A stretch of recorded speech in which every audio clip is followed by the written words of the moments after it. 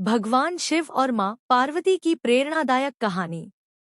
भगवान शिव और मां पार्वती की प्रेरणादायक कहानी। एक बार भगवान शिव और मां पार्वती हरिद्वार में भ्रमण कर रहे थे। मां पार्वती ने देखा कि सहस्त्रों मनुष्य मां गंगा में स्नान कर हर हर गंगे कहते हुए चले आ रहे थे। लेकिन सभी मनुष्य अभी भी पाप परायण लग रहे थे। मां पार्वती भगवान शिव से पूछती है कि प्रभु, क्या अब गंगा समर्थ नहीं रही? प्रभु ने पूछा, पार्वती, तुमने ऐसा सवाल क्यों किया? मां पार्वती कहती है कि प्रभु, इन सभी मनुष्यों के पापों का अंत क्यों नहीं हुआ? भगवान शिव मुस्कुराते हुए कहते हैं कि पार्वती, गंगा तो अभी भी सर्व समर्थ है, लेकिन इन सभी ने पापनाशिनी गंगा में स्नान नहीं किया ही नहीं।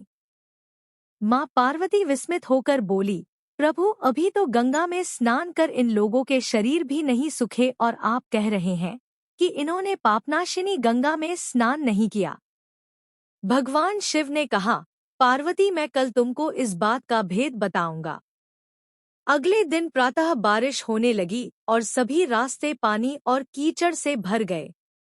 भगवान शिव एक वृद्ध का रूप बनाकर एक गड्ढे में ऐसे बैठ गए कि मानो वह इसमें गिर गए हैं और उनसे वृद्धावस्था के कारण निकला भी नहीं जा रहा। उन्होंने मां पार्वती को समझाया दिया कि तुम गंगा स्नान कर आते सभी मनुष्यों को सुनाकर कहना कि मेरा पति इस गड्ढे में गिर गया है। मेरे पति सर्वथा निष्पाप आत्मा है और कोई निष्पाप पुण्यात्मा है उनको बाहर निकल सकती है।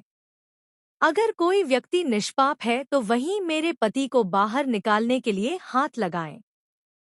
लेकिन अगर कोई निष्पाप नहीं हुआ तो उसका शरीर जलकर भस्म हो जाएगा। मां पार्वती अब गड्ढे के पास बैठ गई और सभी को सुनाकर कहने लगी। हर कोई सुंदर स्त्री को प्रलाप करते हुए देखकर रुक जाता। एक सुंदर स्त्री को वेदना में देख हर कोई उनकी मदद के लिए तैयार हो जाता।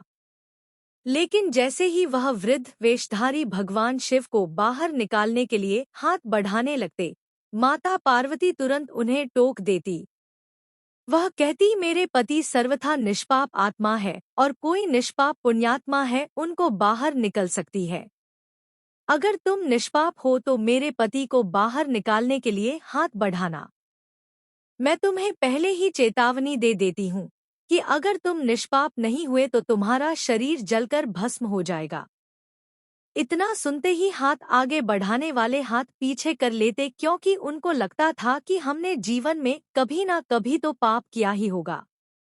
दूसरे उनके मन में आता है, इस बुढ़े के लिए क्यों अपनी जान जोखिम में डालने।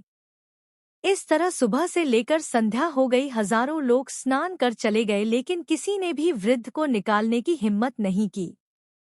शाम के समय एक युवक हाथ में लोटा लिए वहां से गुजरा तो मां पार्वती ने उसको भी अपनी व्यथा सुना दी।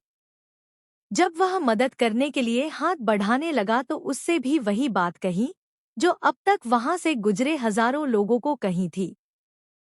अगर तुम सर्वथा निष्पाप हो तो ही मेरे पति को हाथ लगाना, नहीं तो तुम भस्म हो जाओगे।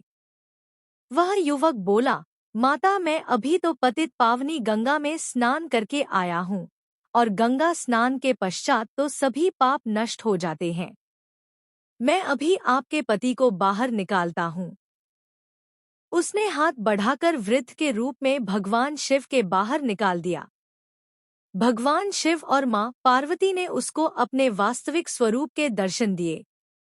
भगवान शिव बोले कि देखो पार्वती, हजारों लोगों में से केवल इस युवक ने ही पूरी श्रद्धा से स्नान किया था कि गंगा स्नान से व्यक्ति निष्पाप हो जाता है।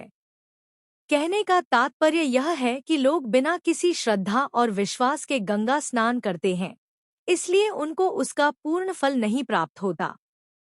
इसका अर्थ यह कदापि नहीं है कि गंगा स्नान का फल नहीं मिलता, लेकिन गंगा स्नान का वास्तविक फल उसी को मिलता है जो पूर्ण श्रद्धा भावना से स्नान करता है।